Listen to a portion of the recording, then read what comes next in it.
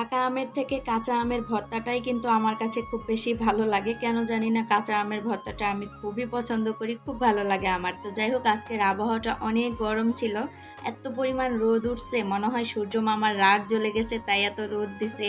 আর জানালা দিয়ে অর্ধেক রোদ যেন আমাদের ঘরের বিছানার উপরেই চলে আসছে, যার কারণে এই ঘরে থাকতেই পারতেছিলাম না। কি আর করার, মা ছেলে মিলে চলে আসলাম আম ভর্তা বানাইতে।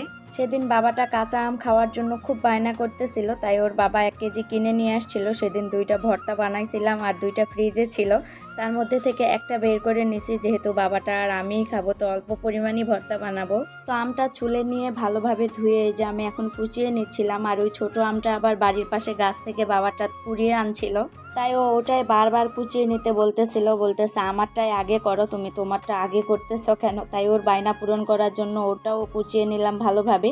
আর আমি বেশিরভাগ সময় কিন্তু এই কুচানোটা দিয়েই আম ভর্তা বানাই। যদি কাটে ভর্তা বানাই তাহলে কেন জানি টক আমগুলো দাঁতে লাগে, খাইতেও বেশি ভালো লাগে না। তো এখন আমি ভর্তাটার লবণ, মরিচের গুঁড়া, চিনি আর সরিষার তেল দিয়ে ভালোভাবে বানিয়ে নিব। অল্প পরিমাণ বানাচ্ছি, মনে হয় না যে স্বাদ হবে, কারণ বাসায় যখন থাকতাম সবাই মিলে আম কুড়িয়ে নিয়ে আসে, অনেকখানি ভর্তা বানাইতাম, খুব স্বাদ হইতো। আর সবাই মিলে একসাথে খাওয়ার মজাটাও তো আলাদা।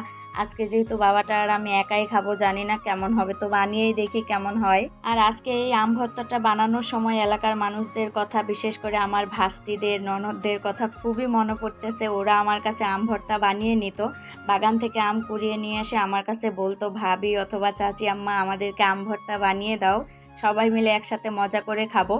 তাই ওদের কথা আজকে খুব বেশি মনে পড়তেছে। যাই হোক, কিচ্ছু করার নেই, ওরাও হয়তো এতদিনে অনেকবার আম ভর্তা খাইছে আমাকে ছাড়াই, তো আজকে আমি খাচ্ছি, আমি আর আমার বাবাটাই খাবো। তো বাবাটার ভাগেরটা আমি মরিচ ছাড়াই শুধু লবণ, সরিষার তেল আর চিনি দিয়ে মাখিয়ে দিলাম, কারণ ও তো মরিচ দিলে খাইতে পারবে না। তো আমার ভাগেরটা আমি এই যে বেশি করে শুকনা মরিচের গুঁড়ো, সরিষার তেল, লবণ, চিনি দিয়ে ভালোভাবে মাখিয়ে নিচ্ছিলাম। এদিকে আবার বাবাটা জুলুম, ও নাকি লবণ হয় নাই, ও নাকি চামচ দিয়ে আবার লবণটা মেশাবে, তাই ওকে চামচটা দিয়ে দিলাম। এই যে এখন হাত দিয়ে মাখিয়ে নিচ্ছিলাম। আর এমনিতেও চামচ দিয়ে মাখাইতেও কেন জানি ভালো লাগতেছিল না, কারণ যে কোনো ভর্তাতে হাত না ছোঁয়াইলে কিন্তু স্বাদ আসে না। বিশেষ করে এই আম ভর্তাটা যদি হাতে না মাখাই তাহলে হয়তো বা স্বাদ হবে না। তো মাখানো শেষে দেখি এখন কেমন হয়েছে।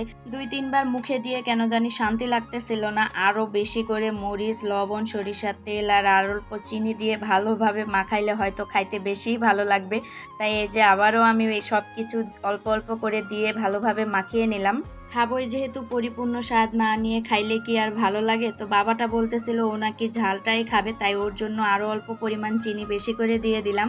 এখন এই যে কিন্তু দেখতেও খুব বেশি ভালো লাগতেছে, একদম লাল টুকটুক হয়েছে, মনে হয় খুব বেশি ঝাল হবে। এবার কি আর করার, ঝাল ঝালই তো খাইতে হয় ভর্তা। যাই হোক, আমার এই আম ভর্তা মাখানো দেখে যদি আপনার লোভ লাগে তাহলে আপনার দাওয়াত থাকলো। তো আজকের মতো এখানেই বিদায় নিচ্ছি, সবাই ভালো থাকবেন, সুস্থ থাকবেন, আসসালামু আলাইকুম, আল্লাহ হাফেজ।